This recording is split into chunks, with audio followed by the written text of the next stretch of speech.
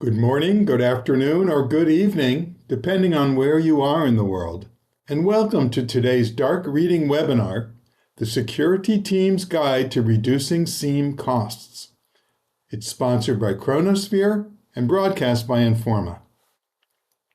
I'm Peter Krass with Dark Reading, and I'll be your moderator today. Before we begin, I have a few quick announcements. This webinar is designed to be interactive. There's a dock of widgets at the bottom of your screen, and that will allow you to learn about today's speakers, download resources, and share this webinar via social media. Toward the end of the webinar, I'll ask you to provide feedback via the survey widget, and that's found at the bottom of your screen. I hope you'll take a minute to fill out the survey before you leave us today. Your feedback will provide us with valuable information on how we can improve these events in the future. Now let's move on to our presentation, The Security Team's Guide to Reducing SIEM Costs. To discuss today's topic, we have two speakers, Riley Peranto, Director of Product and Solutions Marketing at Chronosphere, and John Breyer, Senior Product Manager at Google. If you'd like to learn more about our two speakers, you can find their bios in the Speaker Bio widget that's on your screen. Now let's go on to our presentation. Awesome. Thank you for the introductions. Before we dive into the actual content, I wanted to talk a little bit about the agenda we'll go through today. So to start off, we'll walk through the challenges that we're seeing in the field, specifically related to log data growth. We'll talk through some of the drivers for log data growth and how that's impacting security teams. From there, we'll talk about how security teams can help solve those challenges while also balancing visibility. And then we'll get into the meat of the discussion, which is talking through some tactics and strategies that we've seen teams be successful with for controlling SIEM spend while also making sure they have robust security capabilities. And from there, we'll wrap with a few takeaways. So let's start with the challenges that we're seeing. Last year at Chronosphere, we conducted a survey where we talked to leaders of enterprise observability and security teams. And one of the questions that we asked these folks was how much their log data had grown year over year. Shockingly, on average, respondents came back with a 250% year over year growth. And this growth is due to several factors. There's, of course, digital transformation initiatives, Kubernetes adoption, capturing data from more devices, such as IoT devices. There's also this notion that as you adopt more enhanced security capabilities, you naturally need to collect more granular data from a wider range of sources. And of course, when you do this, you're just going to inflate the volume of data that you're collecting. While this is good, it provides better visibility.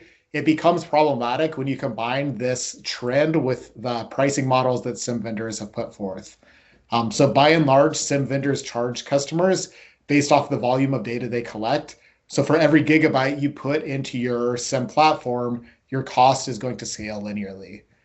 When you combine the data growth with the fact that vendors charge about $2 to $5 per gigabyte, it's just no longer sustainable for teams to collect and ingest 100% of their data. The natural question that a lot of folks ask themselves when they're faced with this challenge is, okay, why don't I just start collecting less data than I was before? The reality is that while this is a smart place to start, you need to be really intentional about what you're limiting in your SIEM platform. First, this is because security investigations require that you have access to comprehensive data. Let's take, for example, if your SOC team is investigating a potential breach, they're going to need to reconstruct an entire chain of events, and they might need to correlate data across seemingly unrelated data sources. If they don't have this long trail, all this comprehensive data, there's not a whole lot for the team to respond to. Another thing that you need to keep in mind is that advanced threats can hide in what appears to be routine activity in your systems. Attackers, unfortunately, know we're drowning in data. They're trying to exploit this. They're going to deliberately disguise their actions to look like normal traffic. But I want to be clear again, the takeaway here is not don't limit what you're ingesting. It's to make sure that you're intentional about what you're limiting and make sure you always have access to anything that you do limit. Finally, there is a compliance impact. So in today's regulatory environment, data retention isn't just a security best practice, it's a legal requirement. HIPAA, PCI DSS, GDPR, all of these regulations have very specific requirements for how long you need to retain data. HIPAA, for example, requires healthcare orgs to retain their data for 6 years. And these regulations aren't factoring in the cost of data retention. They only care that you adhere to these regulations. John, I know you talk to a lot of customers about this dilemma. What are you seeing when you talk to customers about these problems? Thank you, Riley. Yeah, this is the crux of the issue. The operations team basically wants to reduce all costs and save nothing, while the security team wants to save everything and don't care about the cost. And ultimately, in today's modern environment, you have to have both. You have to be very cost effective. And what we've seen, and for example, one of the large financial services firms that we have dealt with, they had huge issues. Basically, when they needed data, they hadn't kept it. They ended up keeping a whole bunch of data that was completely useless. And by standardizing everything with the telemetry pipeline, they're able to manage their costs and actually improve their costs, their compliance and security posture. And you say, that seems impossible. But very simply, and we'll go through the steps that they actually went through later, but they significantly drove down their cost and literally saved millions of dollars a year while ensuring that they had standard compliance moving forward by standardizing all the inputs and ensuring that all the data was there that they needed to. So they actually not only saved millions, but improved their security posture at the same time. Excellent. So that's exactly the main purpose of this webinar today. We're going to discuss, as John mentioned, a few different strategies that we've seen teams be successful with, where they're able to drive down SIEM costs while also maintaining robust security. The idea here is that these strategies kind of build upon one another and can be used in tandem. And our goal is really to help you adopt a more future-proof, a more sustainable SIEM implementation. So with that, we can go ahead and dive into the first one. The first tactic that we're going to talk through is the notion of filtering low-value data upstream and routing that to low-cost object storage as opposed to pushing everything into your SIEM tool. This is a tactic that I've seen basically every telemetry pipeline customer use in production. And the idea here is you can think about this as triaging your data. So putting the right data in the right place at the right price point. Executing this strategy, of course, needs you to understand which data can be deemed high value and which can be deemed quote unquote low value.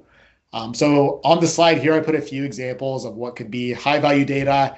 This is going to be different for every security team, but these are a few common things I see across customers. Starting on the left side, we have failed authentication attempts.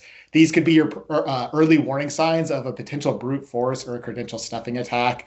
So it's important that you're capturing this for your team to monitor in real time. Admin activities, any privileged user action needs close monitoring, and that's because these accounts are just prime targets for malicious actors. Security tool alerts, that's your first line of defense. You need visibility into this. Configuration changes are interesting. This could indicate that an attacker is trying to disable security controls. So again, you want to monitor that closely. And lastly, I included data modification events under this high value data column. And the idea here is that any change to sensitive data needs immediate visibility. When we look on the right-hand side of the screen, this is what can be routed to object storage. And the points I included here are successful authentications. The reason you want to move this to object storage is not because you don't need access to this. Yes, this is still valuable data. However, this is not something that your team's necessarily going to use in real time. And so therefore, you can put it in a safe place and rehydrate it when you need it. Read-only access logs are important for forensics, but again, not necessarily needed for threat detection. The same can be said for standard operations, your day-to-day application logs. And then lastly, health checks and debug logs. These are important for operations and troubleshooting respectively. However, rarely are these important to security operations. I touched on this a minute ago, but what's important, and I just want to make sure is clear here, is that just because we're pushing this to object storage does not necessarily mean you're losing access to the data. In fact, you're still retaining it in customer-owned storage. The idea here is that you're paying for it at a fraction of the cost. So we're talking a few cents per gigabyte versus a few dollars per gigabyte. Again, whenever your team needs to access this data, whenever they need a historical trail of events, they can rehydrate the data they need on a need-only basis and pump that back into their SIEM tool. John, I know you work with customers about implementing object storage into their security strategy. Do you want to talk through a bit of what you've seen be successful? Sure. So let me give you a real world example. We had a large customer that had to keep their access logs for a few years just by the nature of their business. And interestingly enough, it was low value and just they were spending a just extreme amount, literally tens of millions of dollars over a 3-year period just to retain all of these access logs. And they jokingly internally called them their FBI logs. And the reason is because they didn't need them until they needed them. And literally that when they would need them is when they would get a subpoena from the FBI to see who accessed a certain file. They would then have to be able to reproduce them. So it was much, much better fit for them to keep things in object storage. And that way when they actually need the specific record, they could get it, but they didn't have to keep it on, high performance frontline SIEM tool that can be very, very expensive. So literally they're able to save tens of millions of dollars, and it's always a good thing when you can keep the US government happy. Absolutely. Building on top of this idea of processing data upstream is also this notion that not all your data needs to be ingested in its raw form. So on the last slide, we're talking about, all right, let's just fork our data, one stream of data going to our SIEM, one stream going to object storage. On top of that, you can also run processing on top of the data before you ingest it into your SIEM. And the idea here is that a lot of times there's insights or analytics that your team might derive from log data. But large swaths of that data, they never actually access the underlying logs that populate those insights and those analytics. I included a couple examples on screen here, but for example, you might want to deduplicate repetitive successful authentications. What you're doing here is you're consolidating hundreds of thousands of repetitive log lines into a few log lines, and you can drive massive optimization while giving your team the insight they need. If they, for example, need to see what a successful authentication looks like. On the right-hand side, we have logs to metric, and this is the idea that there are metrics or KPIs that your logs help populate, and the team needs these to monitor over time, but they are ingesting logs just to create this metric. And if you were to create this metric upstream, you could filter the logs to object storage, but still get the metric, the analytical value that teams actually need. In both cases, you're driving massive optimization without really sacrificing anything on the back end. Building on the idea of pre-processing your logs is kind of our second tactic here, and that's the practice of reducing the size of log events. On the last slide, I talked about preserving analytical value without actually ingesting all of the raw data that creates that value. Similarly, there are often fields that, within log data that provide little to no value to your security team. We all know logs can be overly verbose and inflated and frankly just too expensive to ingest in your SIEM platform. And they're a good target to kind of look for these areas that are just white noise or overinflation to drive cost savings. On the screen here, I have just a basic example of some steps that you might want to take when you're going about reducing the size of your log events. So on the left-hand side of the screen, we have our full log event. This is the standard default configuration, what your security tools or your data sources are populating or creating by default. The first column to the right of that is the first step you should take, and that's identifying any redundant metadata. So almost every security tool is going to add its own metadata layer. You often don't need this metadata because inherently it's redundant. And what this might look like is different timestamps represented in different formats. It might be the source host name represented alongside the fully qualified domain name. All this information you don't need to capture. And by identifying and removing this redundant metadata, you can see a very large reduction in event size.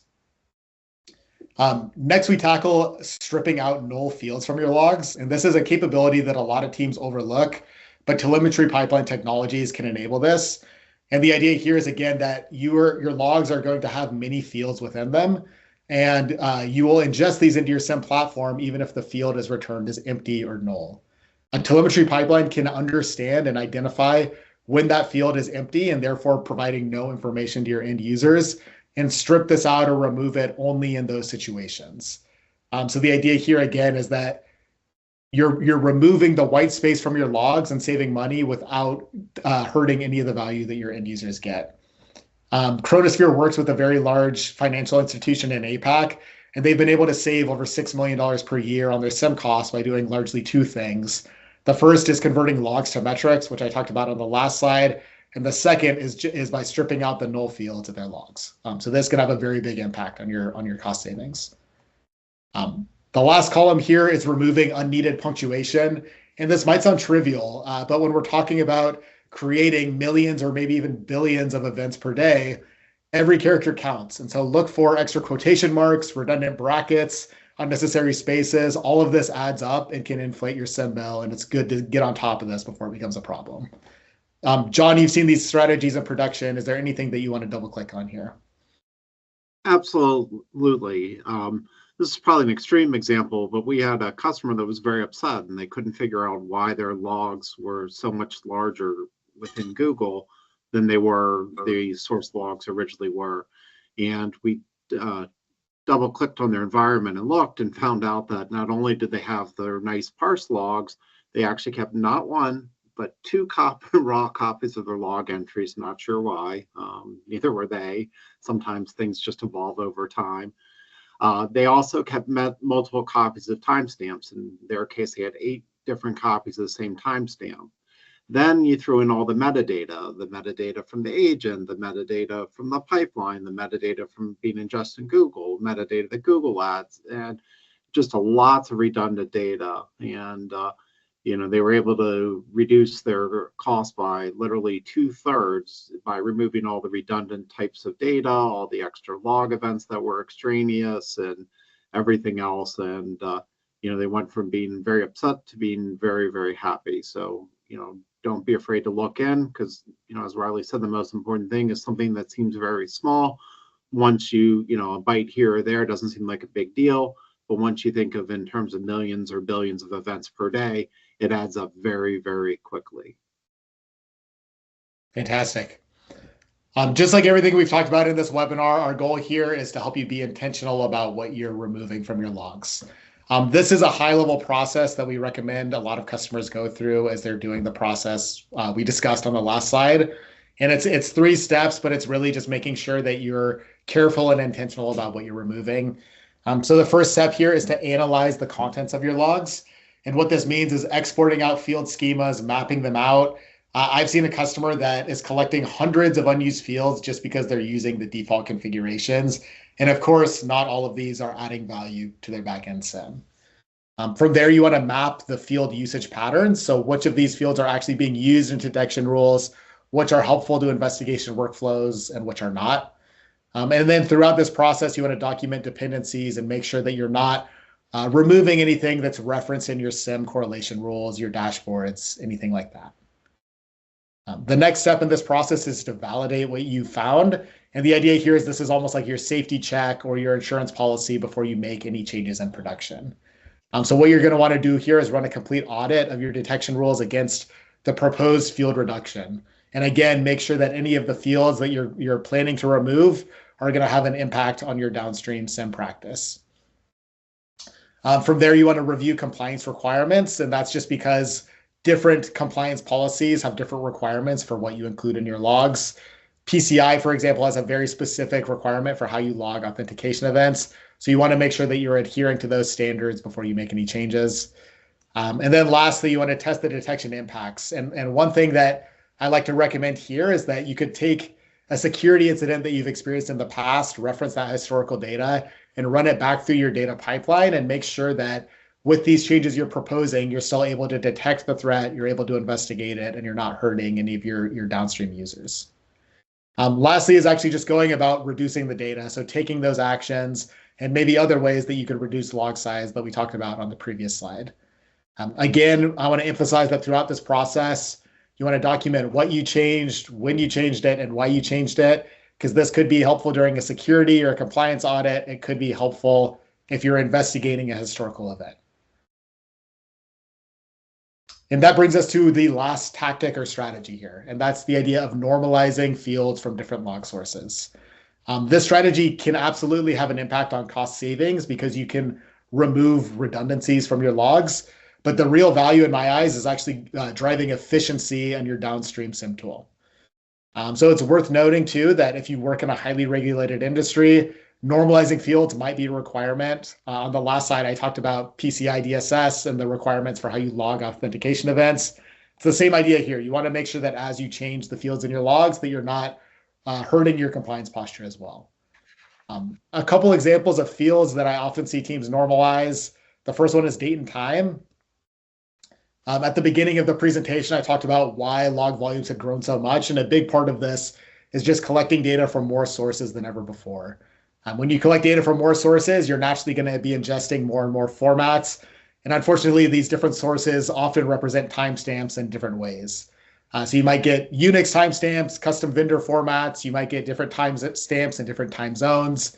Normalizing this downstream is possible, but it requires additional processing.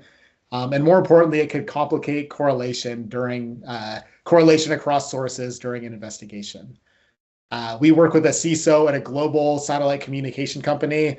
I was talking to him last quarter, and he was telling me his primary use case for using a telemetry pipeline is normalizing the timestamps, so it's easier for his team to correlate different log sources when they're investigating an issue. IP addresses are very similar, where different sources will log IP addresses in different formats. Again, normalizing this not only saves space, but it could be crucial for more effective threat detection.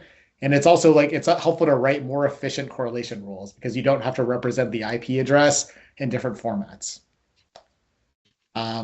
Another thing here is geodata. Some sources might use country codes, some might use coordinates, some might provide region codes. Again, you want to just normalize this on the front end. And then, of course, there's PII, and PII can be a tricky one. Don, I know that you work with customers who face this problem. Do you want to talk through a bit about PII being present in your log data?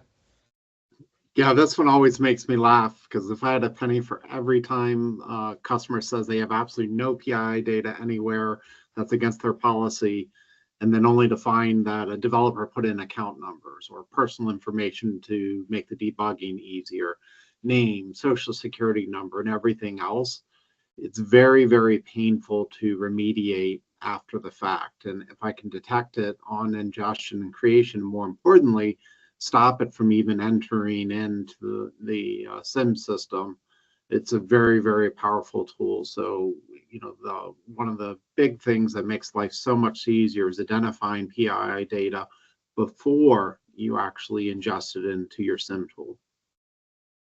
100%.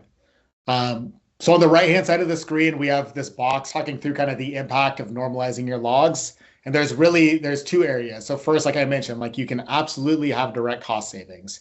You might be optimizing your logs because you're taking out redundancies. You might also be saving on compute on your downstream SIEM tool. But to me, the real value is the efficiency for your engineers when they're creating correlation rules and they're creating logic in the SIEM tool. It's also efficiency for your analysts when they're investigating a threat. If you're an analyst and you get a potential incident at 3 a.m., you don't want to have to write 3 different queries to find an IP address written in different formats. You also don't want to have to convert timestamps or cross-reference geolocation codes. So having a way to normalize this and pre-process it up front can be extremely helpful to save time on the back end. With that, we can talk through the takeaways of the session today. So the first one I want to touch on is that cost control can be a security enabler. This might sound counterintuitive, but if you think about it, when you're spending less on storing low value data, and you're at the same time not necessarily even losing access to that data, but you're instead just putting it in a better place for the given data set, you not only reduce costs, but you are creating an opportunity to reinvest those savings back into your security practice. So maybe you want better detection capabilities, maybe you want additional security tools. This is an opportunity for you to feed that back into your security practice.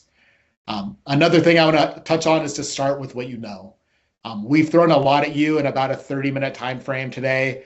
And the expectation here is that tomorrow you're not going to revolutionize your logging practice. But it's good to start with a high volume data source, look for low hanging fruit and where you can optimize that data, and get started with small, quick wins and see where that takes you moving forward. Again, to recap the 3 strategies we talked about, we're filtering out low value data up front and routing that to a low cost object storage. And the idea here is that you're putting the right data in the right place at the right price point for the given data set. The second practice is reducing log events. And this is the idea of removing redundant metadata, fields that don't add value to your security tools, anything else that overinflates your logs, stripping that out up front and preserving that analytical value for your team members. And then lastly, normalizing your log. So looking at all the sources and the different formats you're ingesting and creating consistent fields for better detection and potentially lower costs. All the strategies we talked about today are made possible by telemetry pipeline technology. We understand this is a relatively new market, and so we put together a buyer's guide to help you navigate the market. The guide is going to help you understand what core outcomes you can realize with the telemetry pipeline, help you understand what capabilities enable those outcomes. And then we included some discovery questions and some checklists to help you properly vet different vendors' approaches. So as a follow-up to this webinar, we'll send you a copy of this buyer's guide. And on top of that, if you want to just access it more quickly, you could go to chronosphere.io and download it for yourself. With that, I thank you for your time, and I appreciate you joining us for today's webinar. I hope you have a good rest of your day, and thank you again.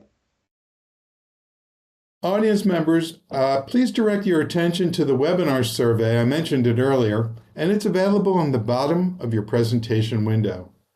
Thank you in advance for filling out the feedback form. Your participation in this survey will help us to serve you better in the future. We won't have a live Q&A session, but you can submit your questions to the Q&A box. We'll share your questions with our speakers who can reply to you offline. I'd like to thank our two speakers, Riley and John. Dark Reading appreciates your time and expertise on today's topic. I'd also like to thank our sponsor, Chronosphere, as well as everyone in the audience. We certainly appreciate your attention and participation. This webinar is copyright 2025 by Informa.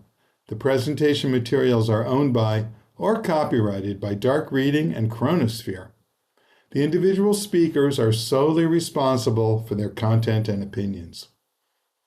On behalf of our sponsor, Chronosphere, I'm Peter Krass. Thanks for your time and have a great rest of your day.